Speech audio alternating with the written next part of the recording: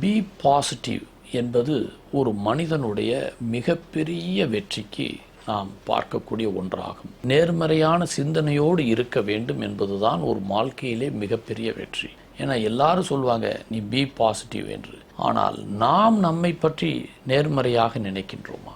அதுதான் மிகப்பெரிய முதல் வெற்றி. தன்னை கண்டறியக்கூடியதைத்தான் சாக்ரட்டிஸ் மாபெரும் வெற்றியை பெற்றான். தன்னை கண்டறியக்கூடியவர்கள் தான் ஞானிகளாக இருக்கிறார்கள். தன்னை கண்டறியக்கூடியவர்கள் தான் வெற்றியாளர்களாக இருக்கிறார்கள். நாம் நம்முடைய எல்லா சூழ்நிலைகளிலும் நமக்கு மிகப்பெரிய வார்த்தைகள் இருக்கின்றன. இந்த வார்த்தைகள் ஒரு மனிதனுடைய வெற்றியை நாம் தரும். காலையில் எழுந்திருக்கிறப்ப இந்த நாள் எவ்வளவு கடவுள் கொடுத்த ஒரு மகிழ்ச்சியான நாள் என்று நாம் நினைக்க வேண்டும். வானத்தை அண்ணாந்து பார்த்து அதை ரசிக்க வேண்டும். பேச்சிலே ஒரு உயிர் இருக்கிறது.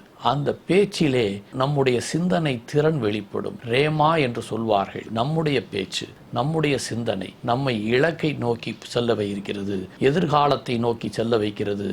இன்றே நாம் நேர்மறையாக சிந்திப்போம், வெற்றியை சுதந்திரிப்போம்.